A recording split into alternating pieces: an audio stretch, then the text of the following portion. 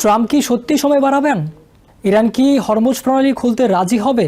2 সপ্তাহে যুদ্ধবিরতি কি বাস্তবে সম্ভব? পাকিস্তানের মধ্যস্থতা কি সফল হবে? আপনারা দেখছেন TVN24 নিউজ নেটওয়ার্ক। সবশেষ আপডেটে স্বাগত জানাচ্ছি আমি আব্দুল্লাহ মামুন। পাকিস্তানের প্রধানমন্ত্রী শাহবাজ শরীফ আমেরিকার প্রেসিডেন্ট ডোনাল্ড ট্রাম্পকে অনুরোধ জানিয়েছেন তিনি যেন ইরানের জন্য নির্ধারিত সময়সীমা 2 সপ্তাহ বাড়ান। এই সময়সীমার মধ্যে ট্রাম্প ইরানকে হরমুজ প্রণালী খুলে দিতে চাপ দিয়েছিলেন, না হলে বড় ধরনের সামরিক হামলার হুমকি দিয়েছেন। এই আবেদন আসে ঠিক সেই সময় যখন ট্রাম্পের দেয়া রাত 8টার ডেডলাইন শেষ হওয়ার পথে। এর আগে তিনি সতর্ক করেন, ইরান যদি তার শর্ত না মানে তাহলে দেশটির গুরুত্বপূর্ণ অবকাঠামোর উপর ব্যাপক বোমা হামলা চালানো হবে। একই দিনে তিনি আরও এক ধাপ এগিয়ে ইঙ্গিত দেন পরিস্থিতি এমন জায়গায় যেতে পারে যেখানে একটি পুরো সভ্যতাই ধ্বংস হয়ে যেতে পারে।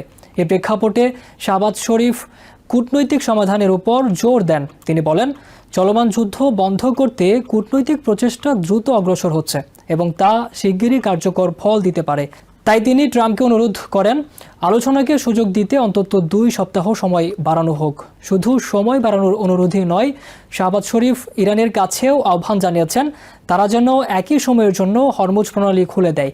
তিনি এটিকে একটি সদিচ্ছার পদক্ষেপ হিসেবে উল্লেখ করেন, যা উভয় পক্ষের মধ্যে আস্থা তৈরি করতে পারে। হরমুজ প্রণালী বিশ্বের সবচেয়ে গুরুত্বপূর্ণ সামুদ্রিক রুটগুলোর একটি। মধ্যপ্রাচ্যে যুদ্ধ শুরু হওয়ার আগে বিশ্বের প্রায় 20% তেল ও তরলীকৃত প্রাকৃতিক গ্যাস এই পথ দিয়ে পরিবাহিত হতো। ফলে এই পথ বন্ধ হয়ে যাওয়ায় বৈশ্বিক জ্বালানি বাজারে বড় ধরনের অস্থিরতা তৈরি হয়েছে।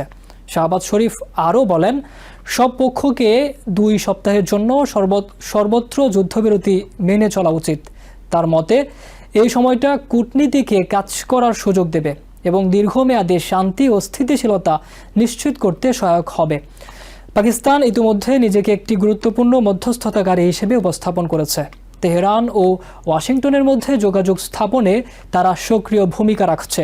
বিশেষ করে 28 ফেব্রুয়ারি থেকে আমেরিকা ও ইসরায়েল ইরানে হামলা শুরু করার পর এই মধ্যস্থতার গুরুত্ব আরও বেড়েছে।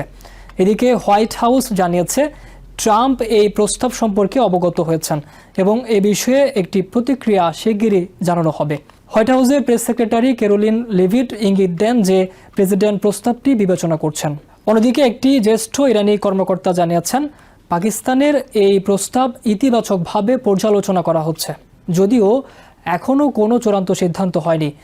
তবে এতে কূটনৈতিক পথ পুরোপুরি বন্ধ হয়নি বলে ধারণা করা হচ্ছে।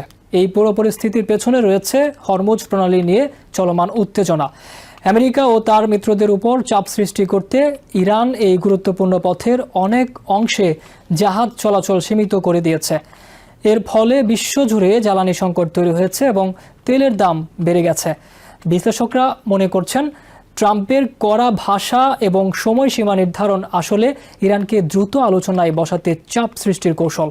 তবে এর ঝুঁকিও কম নয়, কারণ ইরান ইতিমধ্যে দেখিয়ে দিয়েছে যে তারা চাপের কাছে সহজে নতি স্বীকার করবে না।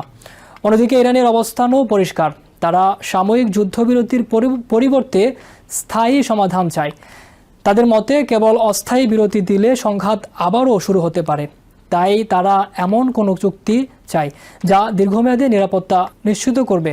এই পরিস্থিতিতে পাকিস্তানের প্রস্তাব একটি গুরুত্বপূর্ণ মোড় হিসেবে দেখা হচ্ছে। তাই তারা এমন কোনো চুক্তি চায় যা দীর্ঘমেয়াদী নিরাপত্তা নিশ্চিত করবে। এই পরিস্থিতিতে পাকিস্তানের প্রস্তাব একটি গুরুত্বপূর্ণ মোড় হিসেবে দেখা হচ্ছে।